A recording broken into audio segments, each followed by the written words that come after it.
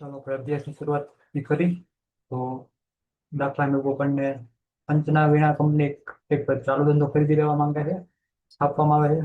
Equity share મૂડી તે આપણને 27,50,000ની બહાર પાડવાની છે અને પ્રથમ 6 માસ માટે બાકીની જરૂર રકમ એક નાણાકીય સંસ્થા દ્વારા ઊભી કરવા માટે નાણાકીય સંસ્થા કંપની 8%ના 2,50,000 ડિબેન્ચર આપવામાં આવે છે અને જેના પર વાર્ષિક વ્યાજના ધોરણે ચૂકવવાનું છે.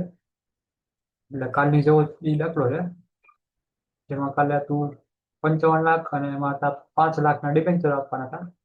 આ વખતે આપણે ઈ 27,50,000 બહાર પાડવાના શેર મૂડી અને ડિબેન્ચર 2,50,000. બાકી કઈ ફેરફાર નથી દાખલામાં.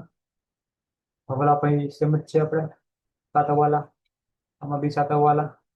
તો ગણીએ આપણે દાખલો. તો પેલા કાં તો વેચાણ આપ્યું છે કાં તો ખરીદી આપી છે. આમાં આપણને કીધું રકમ વાંચ્યા આગળ, પછી શરૂઆતનો રોકડ પ્રવાહ નીચે પ્રમાણે છે. એટલે આપણને મિલકત હતી બધી, મિલકત, પછી સ્ટોક, પ્લાન્ટ મશીનરી, મોટર વાહન એ બધી આવશે આપણે પાકા સર્વેમાં. મિલકત લેણા બાજુ. પછી ઉપરોક્ત બાબત અંગે કંપની નોંધણીમાં મહિનામાં જ ચૂકવણી કરવાની છે. 30મી જૂન એ પૂરા થતા 6 માસ દરમિયાનના વેચાણ અંગેની નીચે માહિતી મુજબ છે. એટલે વેચાણની માહિતી તે આપણને આ વેચાણની માહિતી છે, જે માટે આપણે સમજાવ્યું છે. આપણને વેચાણમાં આપણને કંઈક કીધું છે 7મો વાળો, એમાં દેવાદારને 2 માસની શાક એટલે ઉધાર ખરીદી, એટલે ઉધાર વેચાણ જે છે એટલે આ કેવું ઉધાર વેચાણ છે. એટલે એમાં આપણને 2 માસનો સમયગાળો આપણને 2 માસની શાક એટલે ઉધાર વેચાણ છે. અને જ્યારે લેણદારને ખરીદી પર કર્યા પછીના મહિનામાં ચૂકવવાના છે. એટલે ખરીદી માટે ઉધાર ખરીદી માટે 1 માસ અને ઉધાર વેચાણ માટે 2 માસ. એવી રીતના કઈ સવાલો ખાસ ધ્યાન રાખવાનું. એટલે વેચાણમાં આપણે પેલા વેચાણની ગણતરી કરીએ. આમ તો વેચાણ અને આ બે એકમાં જ થઈ જાય, કેમ કે આ વખતે આપણે વેચાણ આપ્યું છે, ઓલા વખતે ખરીદી મુજબ આપ્યું હતું ને, એટલે આપણે ખરીદી પણ છે નહીં, ગોતવાનું કઈ કીધું નથી.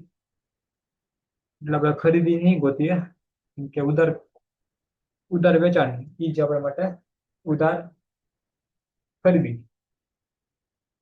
એટલે આપણે ખરીદી માટે 1 માસ, ઉધાર ખરીદી માટે તો કી અને પછી મજૂરી અને પગાર એ એક આપણને એ બધું એકમાં આવી જાય. પછી 20% આપણે યાદ રાખ્યું હતું, વેચાણ પરના કાચા નફાના 20%, તો વેચાણની પડતર વેચાણના 80%. તો બનાવીએ આપણે બધું એકમાં આવી જાય. તો કરીએ આપણે નંબર 1.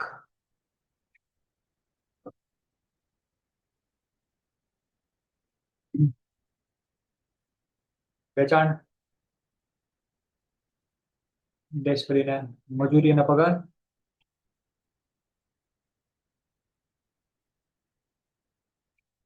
મજૂરી અને પગાર અને ખરીદીની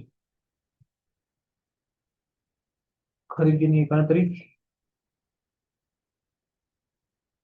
આપણે બધું એકમાં જ લઈ લઈએ, કેમ કે આપણને વારંવાર ખાના ન બનાવવા પડે. એટલે આપણે બધું એકમાં લઈ લીધું.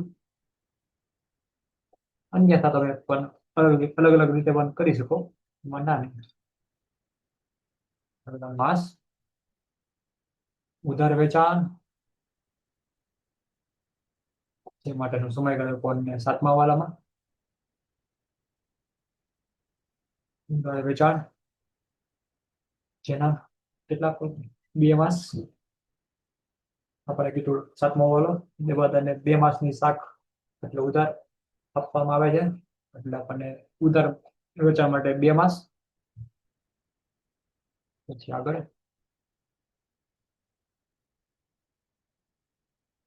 એવી રીતના હવે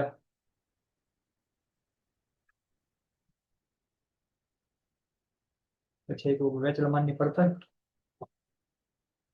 વેચેલ માલની પડતર એ વેચાણના અને કેટલાય પાછા કાચા નફા પર 20% છે, તો 100 માંથી 20 બાદ નાખવાના એટલે 80%. એ આવી આપણે વેચાણ માલની પડતર, વેચાણને 80%. એટલે ટૂંકમાં જે વેચાણ છે ને 80% કરવાના, તે આપણને વેચાણ માલની પડતર એ મળે. ત્યાર પછી મજૂરી પગાર બાદ કરવાનો છે, તો બાદ મજૂરી પગાર. તો પગાર મજૂરી હોત તો આપણે અહીં નો દર્શાવત, તો આપણે ઈ રોકડ અંદર સૂત્રમાં લખાય અને પછી એની બીજી સર આપવાની. તો પછી અહીંયા તો મજૂરીનો પગાર આપ્યો છે, એટલે એ માટે આપણને સમયગાળો પણ આપ્યો આપણને, જે માટે આપણે ઈ ત્રીજો વાળો મજૂરીનો પગાર. ત્યારબાદ પછીના કીધો આપણને, એટલે બીજા મહિનાના પહેલા જ દિવસે ને ચૂકવાના છે. અને આગળ વધીએ તો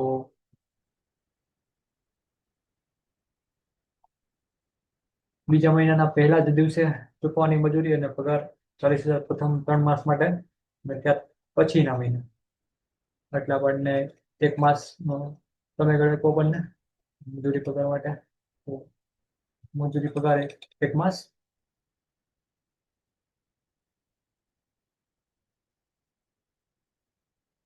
ત્યાર પછી ઉધાર ખરીદી, જે માટે પણ આપણને 7મા વાલામાં લેનદાર ને ખરીદી કર્યા પછીના જ મહિને એટલે 1 માસ ઈ કરવાનું આપણે. 1 માસ નો સમયગાળો.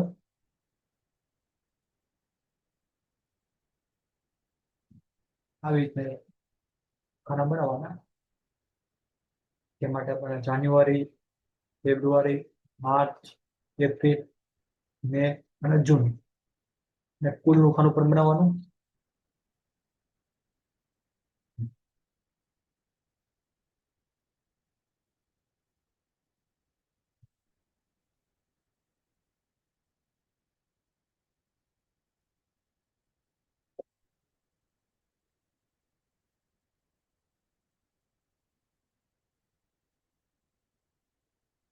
એ માટે માસમાં જાન્યુઆરી, ફેબ્રુઆરી, માર્ચ, એપ્રિલ, મે અને જૂન છેલ્લું પણ હોય છે કુલનું. ઉધાર વેચાણ આપણને આપણને 7 લાખ.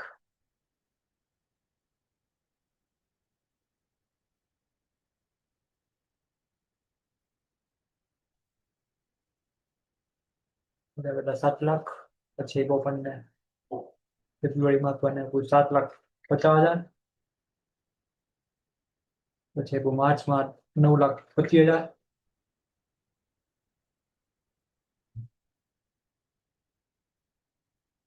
એપ્રિલમાં આપણને 12,50,000. મેમાં આપણને 13,25,000. અને જૂનમાં આપણને 14,00,000. એનો ટોટલ માન દેવાનો, આપણને 63,50,000.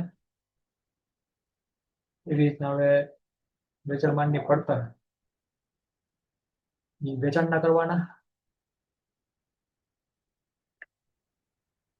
અનાજ કરી નાખવાના, એના ગુણ્યા 80%, 5,60,000. હવે 7,50,000 ના કરવાના 80%, 6 લાખ.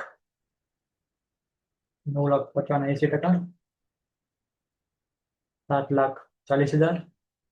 12,50,000 ના કરવાના 80%, 10 લાખ. 13,25,000 ના 80%, 10,60,000, 14 લાખ ના કરવાના 80%, 11,20,000 ટોટલ નહીં કરવાનો. પછી એમાંથી બાદ કરવાની મજૂરી, એટલે આપણે મજૂર મળશે. વેચાણ માટે પડતર એમાંથી બાદ કરી નાખવાની, એટલે 7 લાખ માઇનસ 5,60,000, એટલે આપણને 5, સોરી, મજૂરી માટે આપણે હવાલો આપ્યો છે, તો હવાલો વાંચવાનો, જે માટે આપણને એક કઈ છે હવાલામાં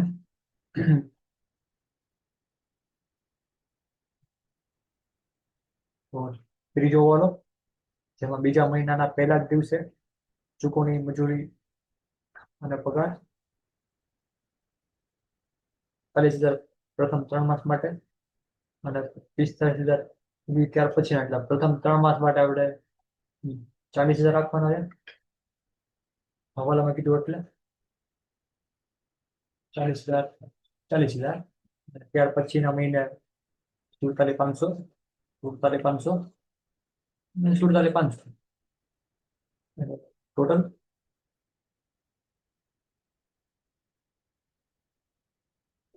2,62,500.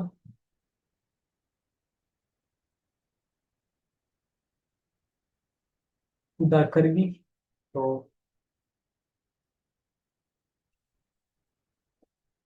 ઉધાર ખરીદી ગોતવા માટે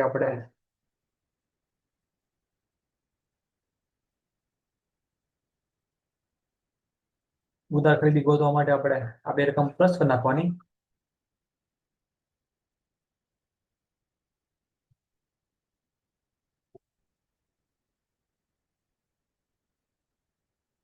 એટલે આ રકમ માઇનસ કરી નાખવાની, એટલે આપણને મળશે. તો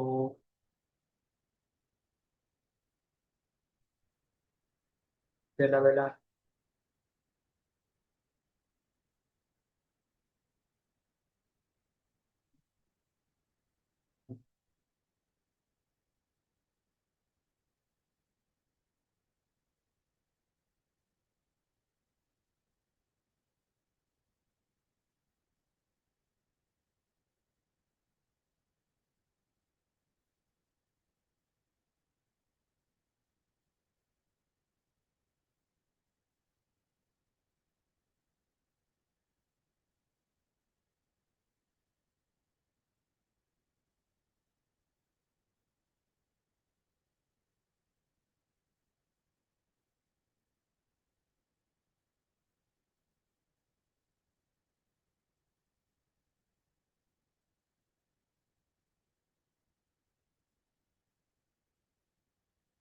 સીધી રીતે આપણે આમાંથી બાદ કરી નાખવાના, એટલે 5,60,000 માઇનસ, એટલે કરીએ આપણે 5,60,000 માઇનસ 40,000, એટલે આપણને રકમ આવશે ઉધાર ખરીદીની. એટલે આપણે 5,60,000 માઇનસ એ તમે 40,000 કરવાના, એટલે આપણને રકમ આવશે એ આપણા માટે ઉધાર ખરીદી. એવી રીતના હવે 6 લાખ માઇનસ 40,000, એટલે આપણને મળશે 5,60,000.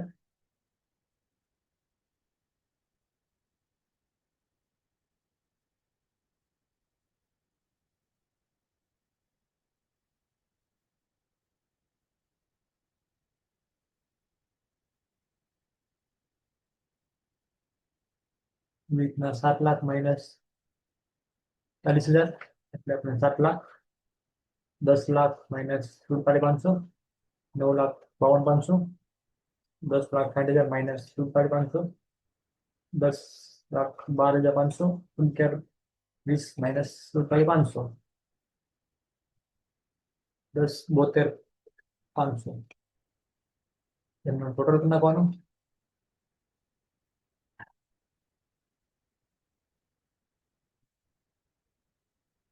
48,17,500, જે આપણે ઉધાર ખરીદી છે.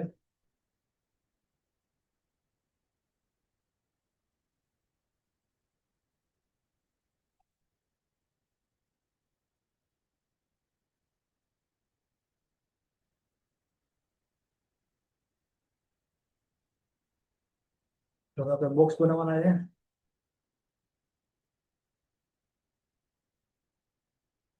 તો બોક્સ બનાવી નાખીએ આપણે. ત્રણ બોક્સ બનાવવાના છે.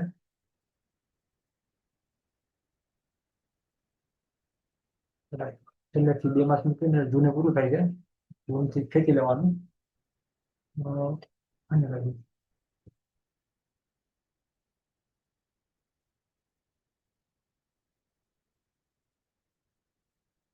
બીજું બોક્સ આપણે પગારમાં કરવાનું છે. છેલ્લેથી આપણે એક માસ મૂકીને જૂને પૂરું થાય છે. જૂનથી આપણે ખેંચવાનું. અહીં લગી એમાં પણ જેમ ટુ જેમ આવી રીતે બોક્સ કરી નાખવાના. પછી આગળ તો બધા વખતે એવું નથી તો વાલા બધા પૂરા. તો હવે આપણે રોકડ અંદાજપત્ર એ બનાવી નાખીએ. તો રોકડ અંદાજપત્ર 6 માસ માટેનું.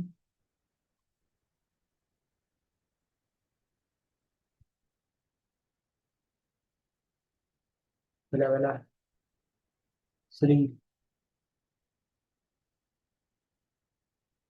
ના વીણા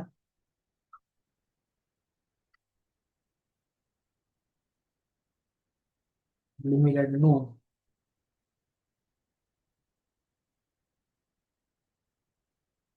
જાન્યુઆરી થી જૂન માસ સુધીનું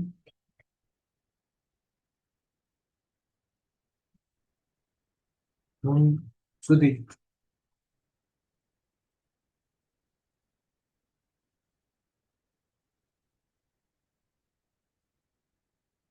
6 માસનું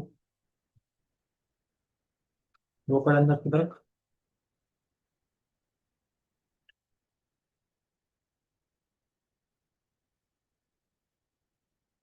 માસ આખા પેજમાં કરવાનું આપણે.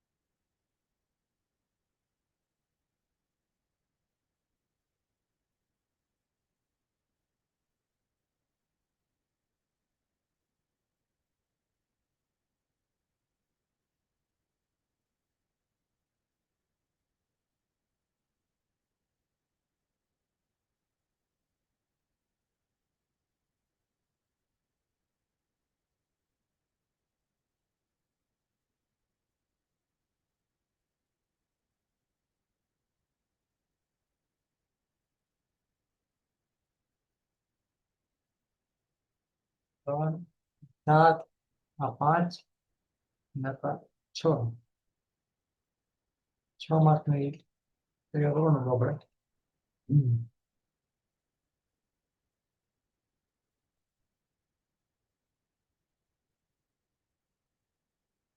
આવી રીતના 6 માસનું એ રોકડ અંદાજપત્ર એ બનાવવાનું.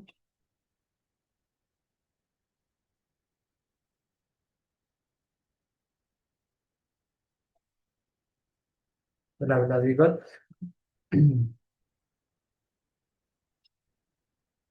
જાન્યુઆરી,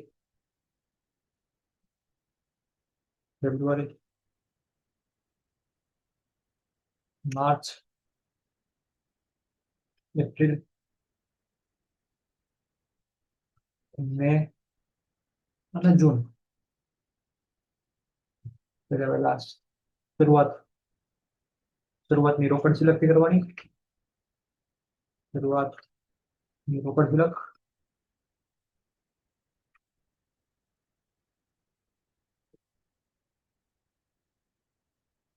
માટે આપણને પેલામાં ન આવે કેમ કે એમાં તો ધંધો શરૂ થતો હોય એટલે આપણને પેલા પેલા ડેશ પછી એમાં ઉમેરો.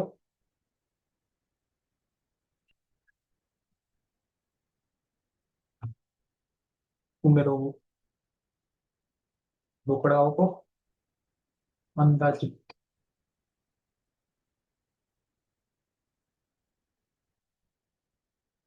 રોકડ આવકો.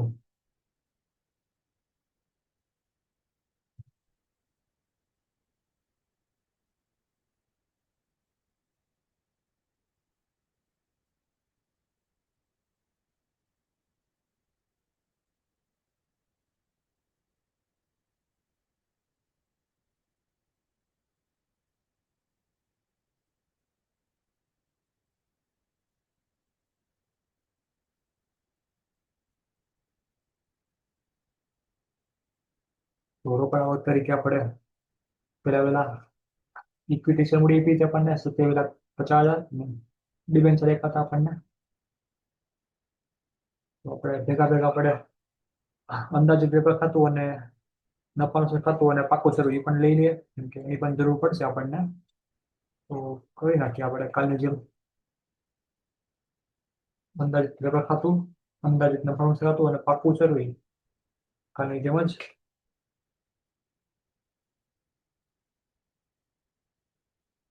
બનાવવાનું.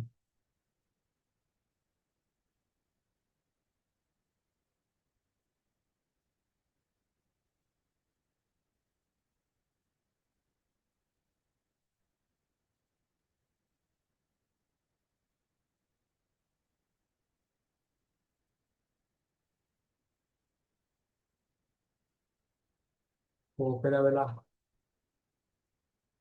શરૂઆત માટે આપણે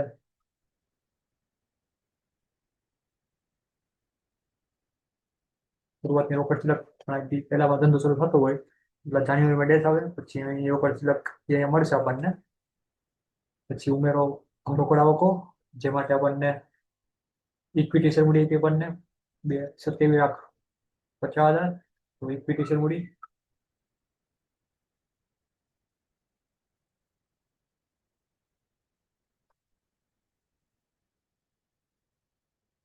ઇક્વિટી શેર મૂડી બહાર પાડી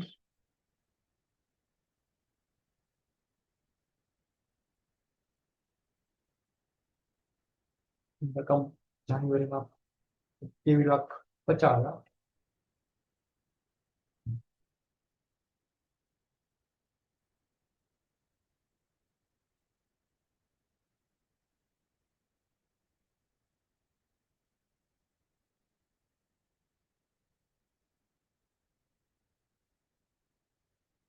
જે આપણને 8% ડિબેન્ચર, 8%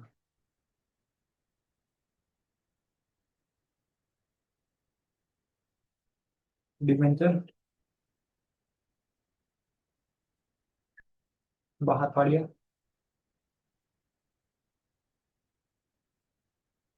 2,50,000.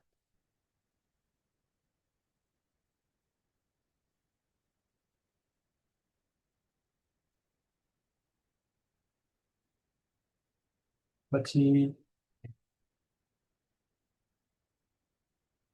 બીજી શરત પણ આપવાની, જે આપણે લખીશું પાકા સર્વેમાં. મિલકત મૂડી દેવા બાજુ મૂડી છે શેર મૂડી, તો ઇક્વિટી શેર મૂડી બાજુ ઇક્વિટી શેર મૂડી પાકા સર્વેમાં મૂડી દેવા જેવો છે 27,50,000. આપવાના 27,50,000. પછી 8% ડિબેન્ચર પણ એમાં આવશે, તો 8% ડિબેન્ચર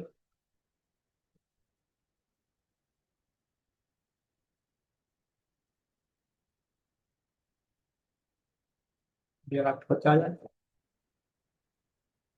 અને ડિબેન્ચર આવ્યું એનું વ્યાજ પણ લાગશે. તો એને જે વ્યાજ હોય ને એને કહેવાય ચૂકવવા બાકી વ્યાજ. તો લખવાનું ચૂકવવા બાકી વ્યાજ, જે આપણને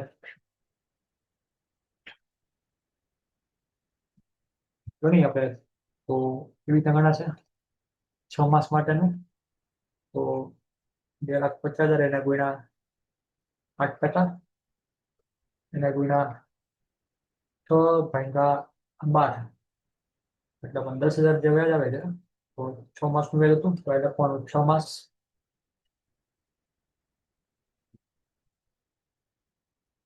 અને બીજી અસર પણ કરવાની આ 10,000ની.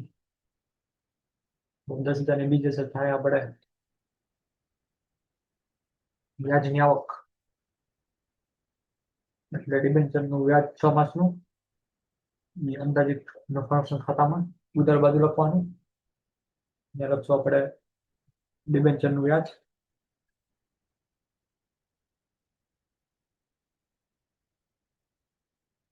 ડિબેન્ચરનું વ્યાજ 6 માસ 10,000. પછી એનું વ્યાજ લખાઈ ગયું. પછી આગળ વધીએ. હવે આવક તરીકે કઈ બાકી હોય તો લઈ લેવાની વિગત. આવક તરીકે આપણે ઉધાર વેચાણની વસૂલાત, જેનો આપણે લીધી આપણે 7,00,000, 7,50,000, 9,25,000 અને 12,50,000. એટલે લખીએ આપણે ઉધાર વેચાણની વસૂલાત.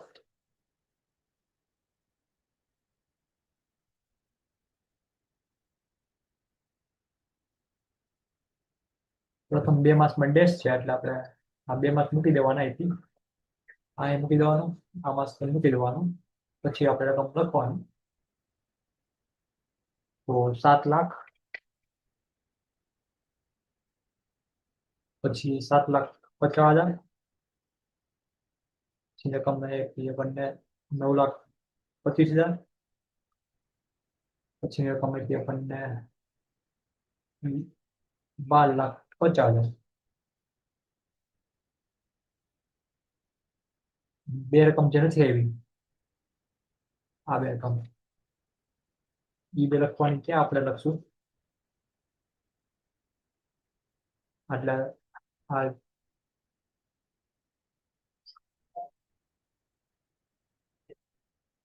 13,25,000 અને 14,00,000.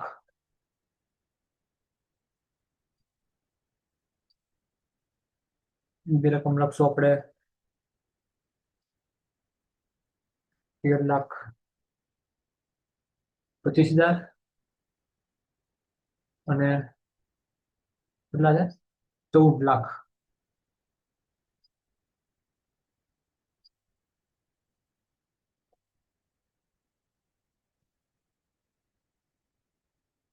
એટલે કાલની જેવો દાખલો છે આ.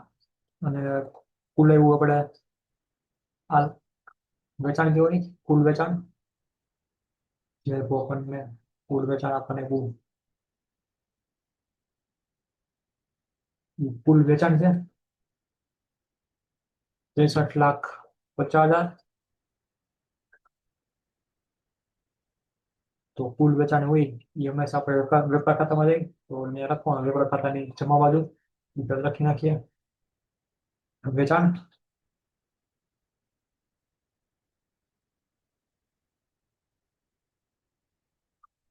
કુલ વેચાણ લખો.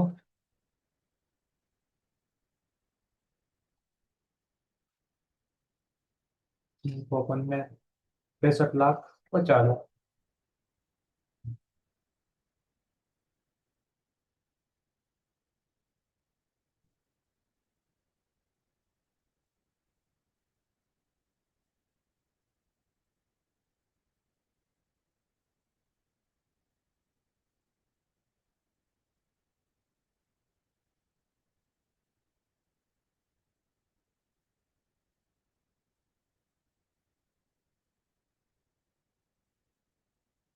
જે વિગત નહોતી એવી એ આપણે દર્શાવવાના પાકા સર્વેમાં.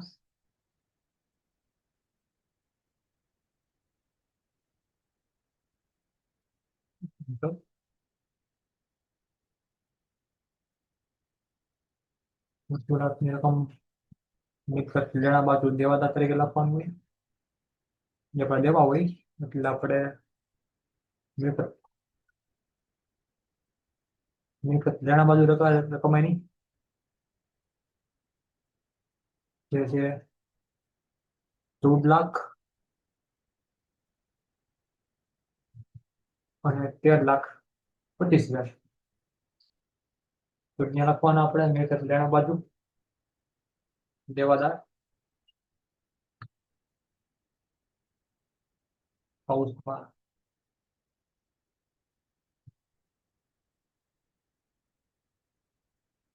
13,25,000,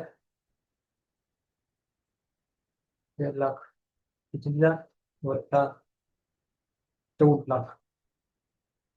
એ બેનો ટોટલ લખવાનું હોય તો લખવાનું ટોટલ નાખીએ આપણે બેનું તો 13,25,000 વત્તા 14,27,25,000 બધાને કમ લખાઈ ગઈ. તો હવે આગળ વધ્યા પછી બીજું કઈ મૂકીએ આપણે આવક તરીકે. તો બીજું આમાં કઈ છે નહીં. તો પછી ટોટલ માન દેવાનું.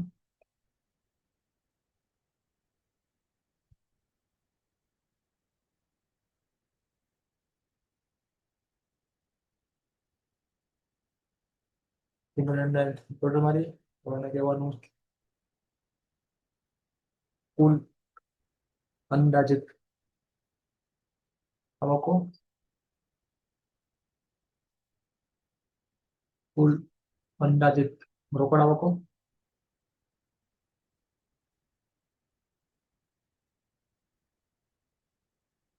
કહેવાનું આપણે એ નામ આપવાનું.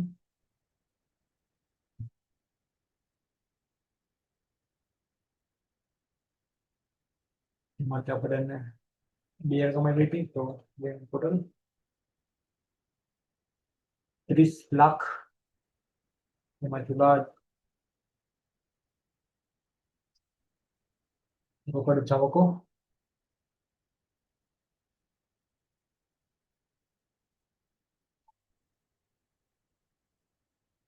રોકડ જાવક તરીકે આપણને બધી ફ્રીહોલ્ડ મિલકત આપી હતી. તો પેલા વહેલા ફ્રીહોલ્ડ મિલકત લખીએ.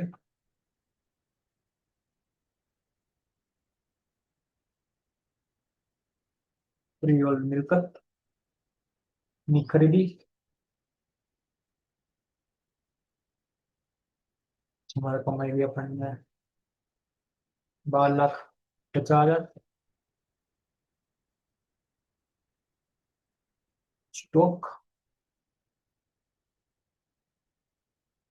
આ સ્ટોક ની રકમ એ આપણે 3 વાર લખવાની છે. આખાનો સ્ટોક એ આપણા માટે શરૂઆતનો સ્ટોક 3,00,000.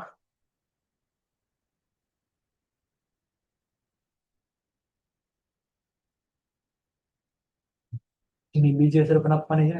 હમણાં નહીં પણ એકાદ આપી દઈએ. પછી પ્લાન્ટ મશીનરી,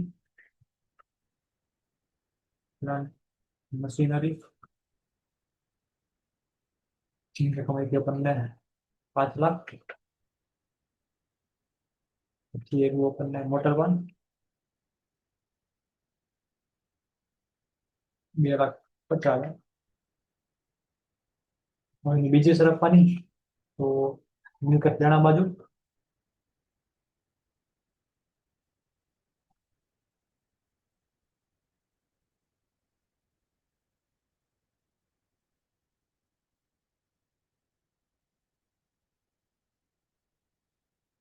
ફ્રીહોલ્ડ મિલકત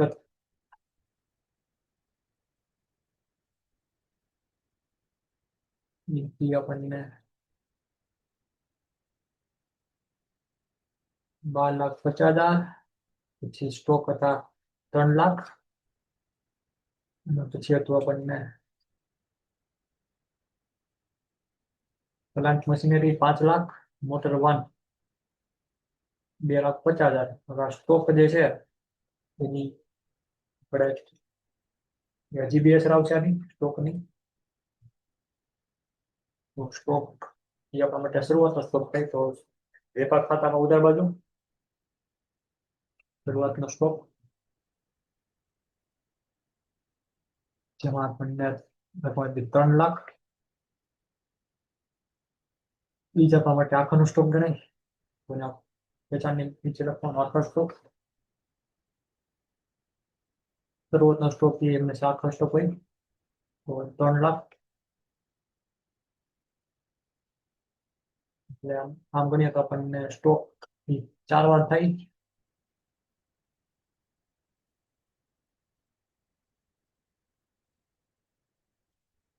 કારણ કે આપણને સ્ટોક અહીંયા આપી, અહીંયા બી છે અને અહીંયા પણ છે સ્ટોક.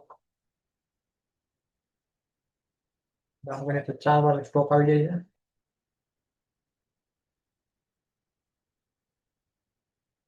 પછી આગળ વધીએ તો મોટર વાન આવી ગયું. પછી હવે ઉધાર ખરીદીની ચૂકવણી લઈએ, કેમ કે બીજું આ વખતે કંઈક આપ્યું નથી. પછી પગાર પછી લઈએ.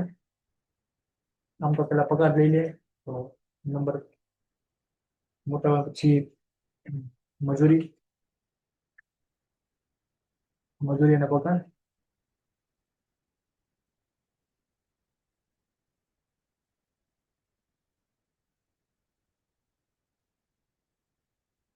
ને આપણે ફાળવાનું છે, હમણાં ફરી નાખી પેલા ઉધાર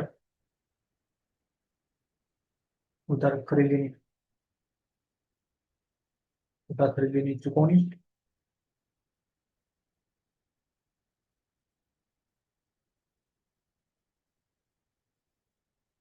તેના પેલા મજૂરી પગાર લઈએ તો પ્રથમ 2 માસ માટે, પ્રથમ 1 માસ માટે ડેશ છે, પેલામાં ડેશ અને પછી રકમ લખવાની. તો મજૂરી માટે 40,000, 40,000, 40,000, એટલે 3 માસ માટે 40,000, 40,000, 40,000. 3 માસ માટે 40,000, પછી માસ માટે 47,500, 47,500.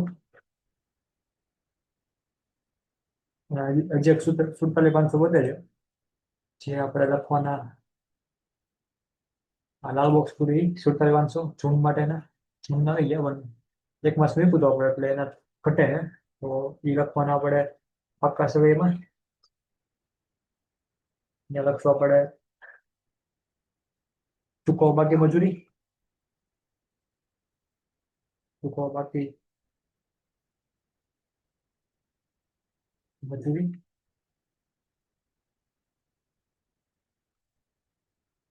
જૂન માટે આપણને 47,500.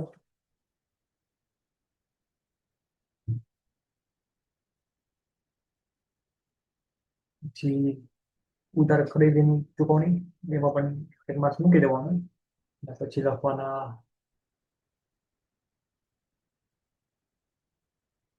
5,30,000, 5,60,000,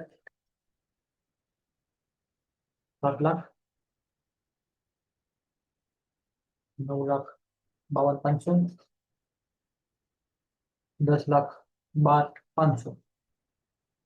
અને જે રકમ ઘટે 10,72,500 એ આપણે લેણદાર કહેવાય. તો લેણદાર મૂડી દેવા બાજુ લેણદાર 10 લાખ કેટલા હતા? લેણદારોમાં આપણને 10 લાખ,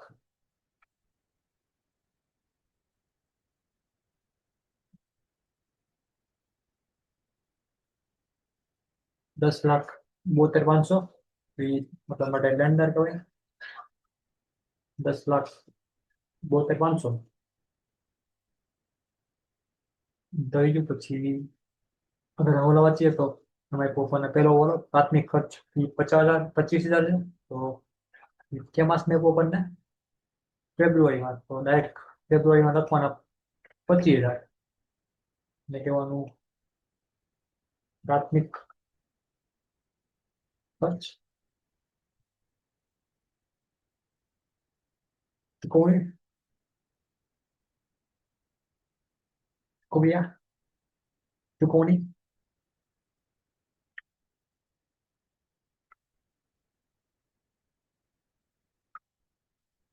પ્રાથમિક ખર્ચની ચૂકવણી એ રીતના દર્શાવવાનું.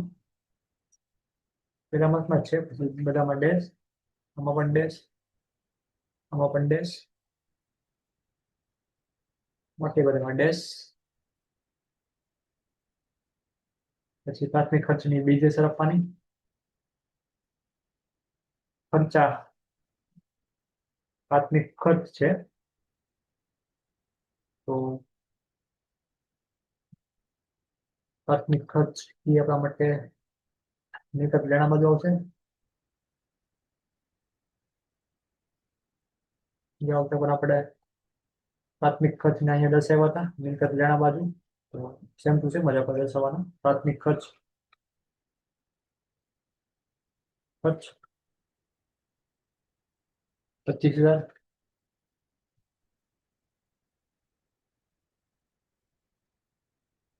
ને પછી આગળ વધીએ તો પછીનો વાલો દરેક માસના અંતે સામાન્ય ખર્ચ ઈ 25,000 રાખવાનો છે આપણે. તો સામાન્ય ખર્ચમાં 25,000. તો સામાન્ય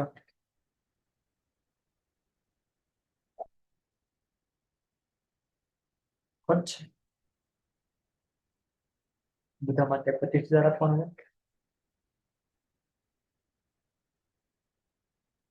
આમાં 25,000, આમાં 25,000, આમાં 25,000, આમાં 25,000 અને 25,000. સામાન્ય ખર્ચ એ નફાનું છે ખાતામાં આવે. તો એની બીજી સંજ્ઞા લખવાની અંદાજિત નફાનું છે ખાતામાં. તો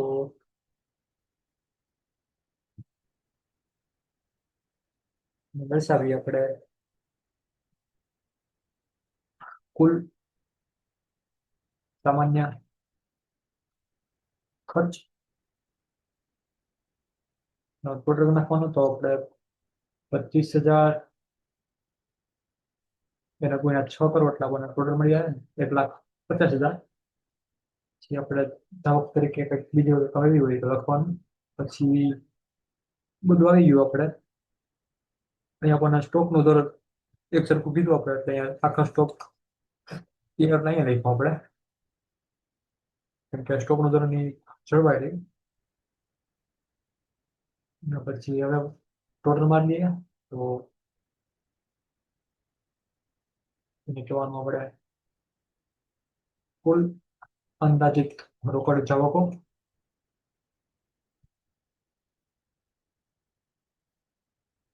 બી. બી માટેનો ટોટલ ક્લિયર છે. કેટલો થશે? તો કે 23,25,000, 6,10,000, 6,25,000, 7,65,000 અને 10,25,000, 10,85,000 એ ટોટલ. તેમાંથી એ માઇનસ બી કરવાના. જે આપણને આખરની રોકડ લખ એ માઇનસ બી કરીએ એટલે આપણને પ્રથમ આવશે.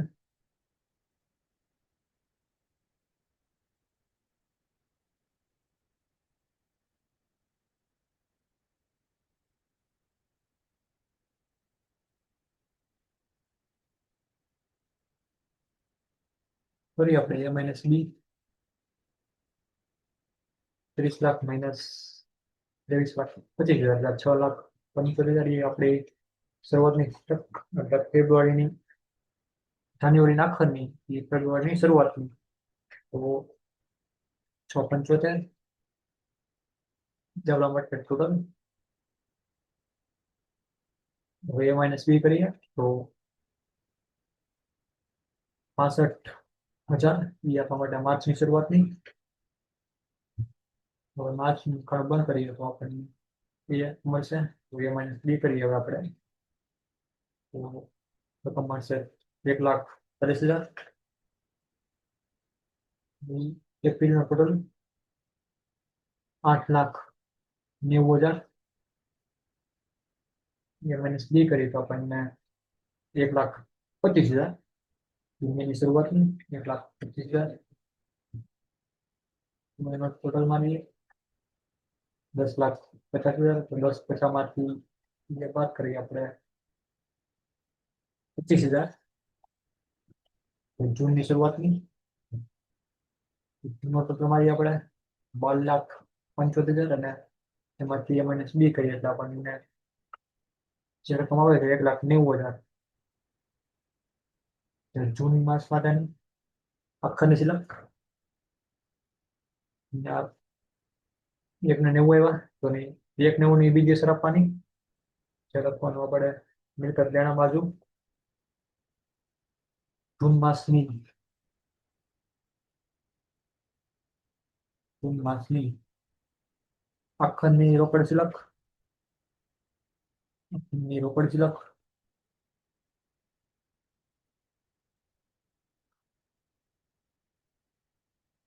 1,90,000.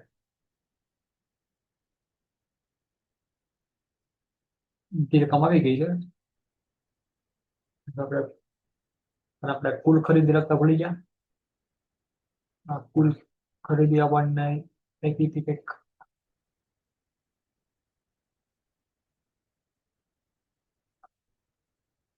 કુલ ખરીદી 48,17,500, 48,17,500 એ આપણી કુલ ખરીદી હતી. અને આ લખવાનું કુલ ખરીદી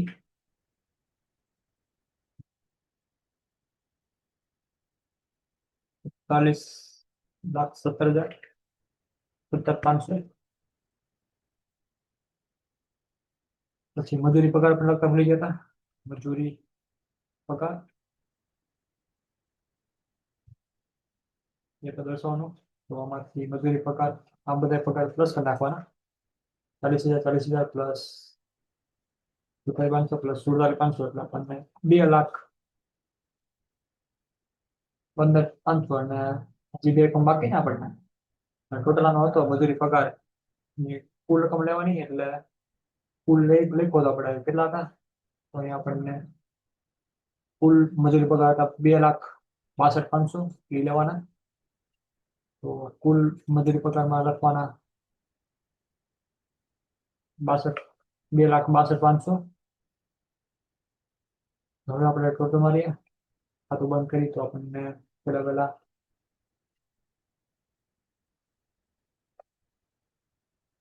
66,50,000, 66,50,000 માઇનસ કરીએ બધી રકમ.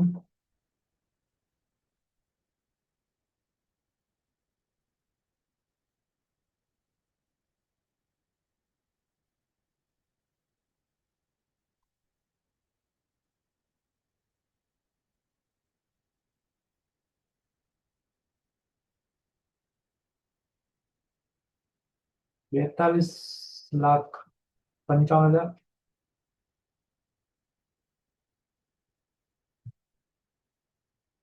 જે આપણા માટે હોય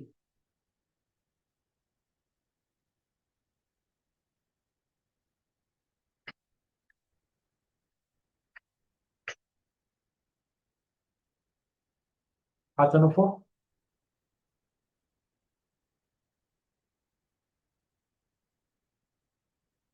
નફા નુકસાન ખાતે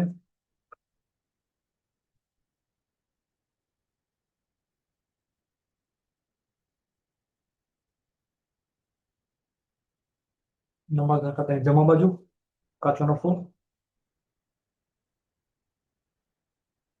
વેપાર ખાતે 42,55,000. મહિના ટોટલ મારીએ તો કેટલા આવશે? 42,55,000. 42,55,000 માઇનસ એટલે આપણે 42,55,000 માઇનસ 1,50,000 માઇનસ 10,000 એટલે આપણને 40,55,000 એ આપણા માટે ચોખ્ખો નફો.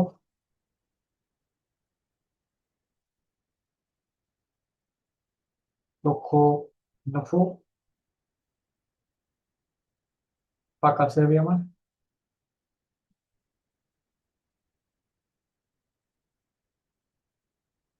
ચોખ્ખા નફાના રાખવાનું નફા નુકસાન ખાતે.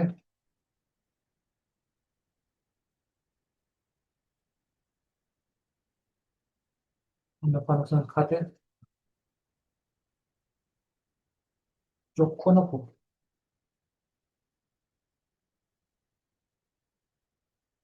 તો 40,55,000. જો કોઈ દાખલો હતો હશે તો આપણને ખાતું હિસાબ પરથી જવું જોઈએ. તો જોઈએ આપણે પેલા પેલા ફોટો મારીએ.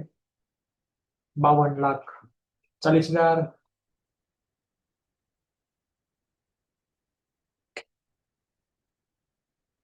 ફોટો મારીએ તો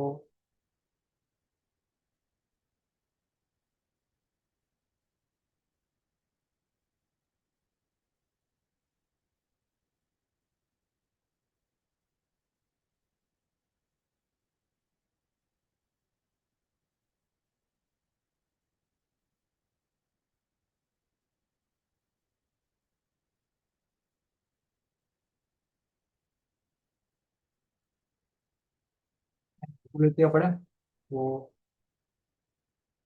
ટોટલ આવશે અહીંયા આપણો 12,70,000, 12,70,000, 12,70,000 ફેરવવાના માઇનસ તો 12,70,000 માઇનસ 1,50,000 માઇનસ 10,000 એટલે આપણને 11,10,000, 11,10,000 એટલે આપણને 52,40,000 સેબટ થઈ જાય છે ખાતું. જે ખાલી ભૂલ હતી આપણે સુધારી આપણે જે અહીંયા આપણને ભૂલ આવી હતી આપણે ભૂલ સુધારી આપણે કાચો નફો ભૂલ હતી એમાં તો એનાથી આપણને એ દાખલો સાચો મળે ને. ખાતું સેબટ થઈ ગયું અહીંયા આપણને તો બે બાજુ ટોટલ સરખો સેમ આવી ગયો છે તો આપણો દાખલો સાચો. અન્ય આપણો દાખલો ખોટો પડે. આવી રીતના દાખલો એ પૂરો.